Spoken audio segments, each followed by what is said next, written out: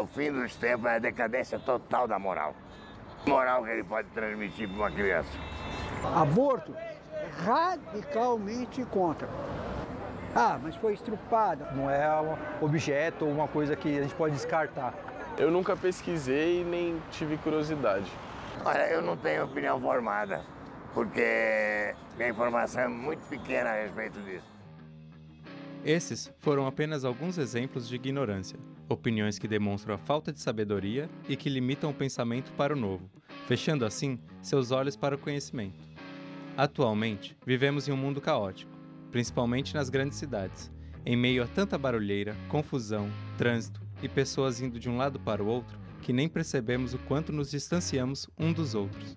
O filósofo Luiz Pérez Neto explica a definição filosófica da ignorância e fala das pessoas que preferem se manter ignorantes na sociedade. Creio que ignorância, na atualidade, pode ser desenvolvida a partir de duas ideias. Primeira, a ausência de conhecimento sobre um determinado assunto.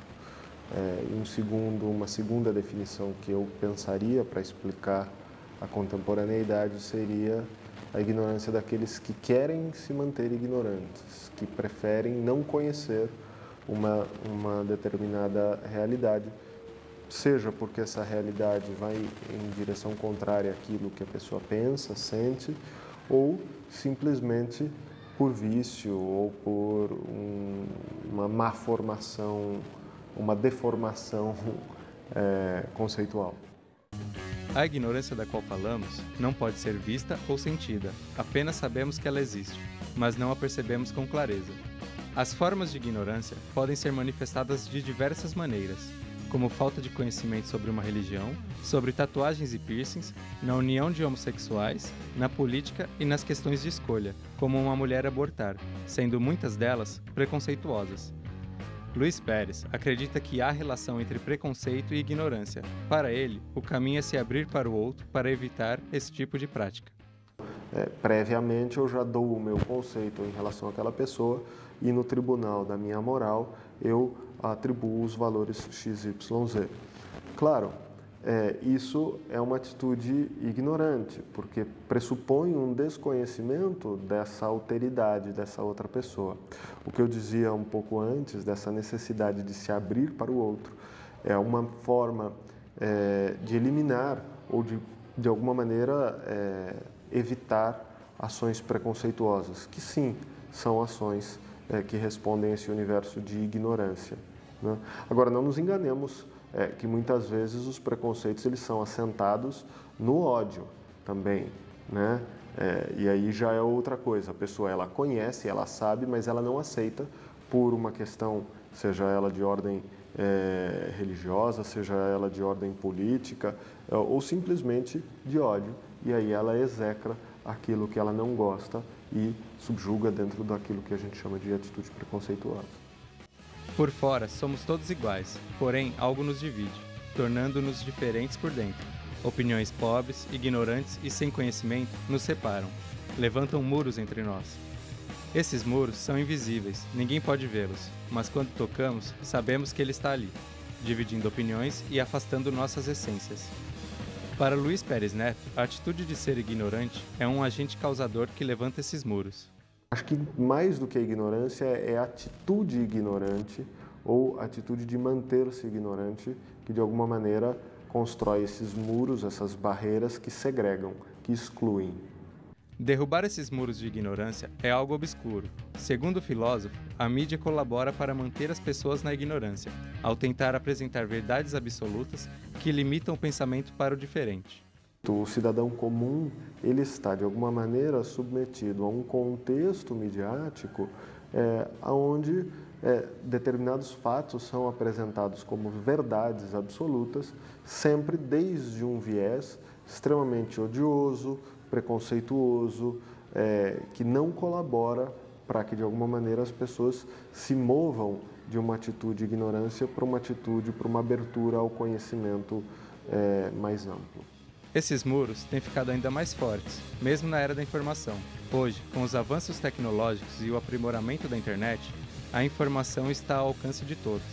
A partir do momento que a gente começa a massificar a tecnologia começa a se espalhar pela sociedade, a sociedade passa a ser intermediada pela tecnologia.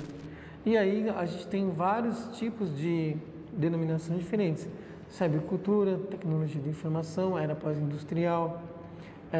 Então, por isso é considerado que hoje nós estamos na era da informação, porque os meios tecnológicos eles são os mediadores sociais. A era da informação possibilitou que a população cada vez mais possa pesquisar e se aprofundar em assuntos que antes não estavam disponíveis tão facilmente. Porém, ao mesmo tempo em que a internet abriu novos horizontes, ela limitou. Eduardo ainda fala sobre o comportamento humano nessa realidade tecnológica. Então, eu tenho a tecnologia em todos os ramos, dos principais ramos da sociedade. Isso não quer dizer que o comportamento humano mudou de certa forma. Se as pessoas não tinham interesse, se elas não têm interesse com a tecnologia, elas também não tinham quando não tinha tecnologia. Isso é uma questão do ser humano. Eu posso colocar a tecnologia, introduzir a tecnologia no meio social, isso não é garantia de que as pessoas vão se interessar mais por pesquisar, por aprofundar os seus estudos. Tenho isso facilitado, mas não quer dizer que as pessoas vão procurar a estudar mais ou querer se aprimorar. Isso depende do ser humano. Uma parte da ignorância ela vem de você não querer se fechar para a tecnologia, de não querer aprender a lidar com essas novas tecnologias, e outra do que existia e vai continuar existindo. Quem não queria ter acesso antes vai continuar não querendo ter acesso, né?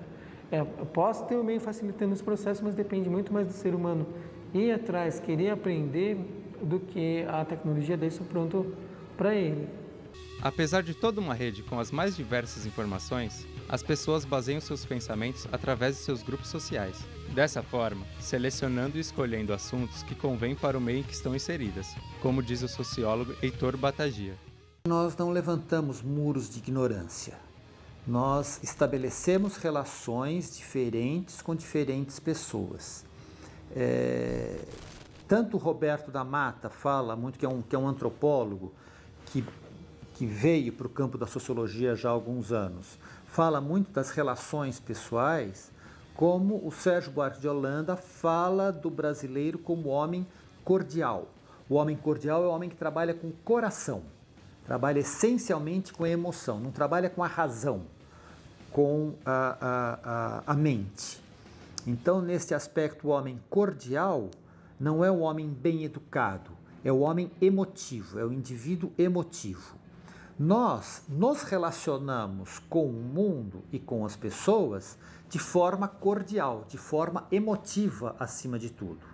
E não é uma questão da gente trabalhar o conhecimento. Se eu explicar bem direitinho para as pessoas de que brancos e negros são iguais, elas não vão deixar de ser racistas. Não é uma questão de conhecimento, né? É uma questão de interação social. Sob esse ponto de vista, quer dizer, a gente até tem que ter um pouco de cuidado para não começar a ficar repetindo a lenga-lenga de que a escola, de que a educação é a culpada de tudo e que todas as soluções da sociedade brasileira se resolvem dentro da escola. Mas eu acho que nós não criamos barreiras de ignorância. Nós criamos barreiras que são emotivas, que são cordiais. Me relaciono com fulano, ciclano e beltrano e não me relaciono com José, Antônio e Maria. Reverter a ignorância presente em nossa sociedade é extremamente difícil. Será que existe uma solução para reverter esse quadro? A responsabilidade está realmente nas mãos dos educadores e do governo? Eduardo da Rocha Marcos acredita que existe uma má vontade do governo com a educação, impossibilitando uma reversão desse quadro. É possível reverter isso? Vai esbarrar num aspecto crucial aí, que é a vontade política. E vontade política, ultimamente, a gente não tem visto no Brasil, principalmente quando se fala de educação. Eu acho muito difícil, no curto, médio prazo, a gente mudar esse quadro. Já o sociólogo Batagia acredita que no Brasil existem boas políticas públicas, mas que só vão surtir efeito daqui a alguns anos. As políticas públicas, de uma forma geral, são, em geral, muito boas. As políticas públicas no Brasil não são de má qualidade. As políticas públicas, tanto na área de educação quanto na área de inclusão social, nós temos políticas públicas muito sólidas, de muito boa qualidade. Entretanto, é muito difícil fazer com que exclusivamente a política pública seja um elemento de mudança social. Apesar dela ter uma grande força, de ter uma grande capacidade de mudança, somente as políticas públicas não são suficientes. Heitor ainda acrescenta que o governo faz algo para melhorar a sociedade nessa questão, e não é o único responsável. O governo, ou o Estado, ou, enfim, o setor público, ele não é responsável, não é o único responsável pelo processo de formação da sociedade, apesar de ter, sim, influências grandes, ter uma capacidade de interferência bastante incisiva.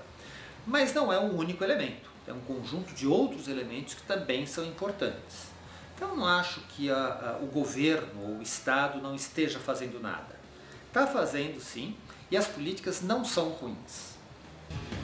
Para o filósofo Luiz Pérez, pensar que somente formar uma nova sociedade escolarizada não contribui para acabar com a ignorância. Uma coisa é a escolarização, outra coisa é a educação. E a gente observa que esse fenômeno da ignorância, ele não responde ao fenômeno da escolarização. Você tem pessoas muito bem formadas, com titulação universitária, e que têm essa atitude ignorante de manter-se na ignorância, por exemplo, em temas políticos, por exemplo, em temas de discussões em torno a questões de justiça social, em questões relativas à diversidade sexual, diversidade nas suas mais amplas perspectivas e vieses.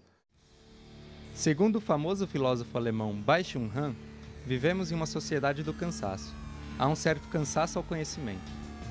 Em um contexto atual, nós estamos continuamente convocados a ações e práticas que não têm espaço para reflexão e meditação, desenvolvendo no meio social o estresse como uma patologia esquizofrênica. Esse cansaço faz com que as pessoas percam as inquietações, a vontade de entender o diferente daquilo que não faz parte de suas vidas. A ignorância já existia antes, existe hoje e sempre existirá. A sociedade não vai mudar, mesmo que tenha o fácil acesso à informação. O primeiro passo para a superação do superficial é descobrir a própria ignorância. Só então pode-se fazer o uso adequado da comunicação sem barreiras para procurar o conhecimento que promova o raciocínio, forme cidadãos críticos e pessoas conscientes da realidade. Na era da informação, ignorância é uma escolha. Qual é a sua?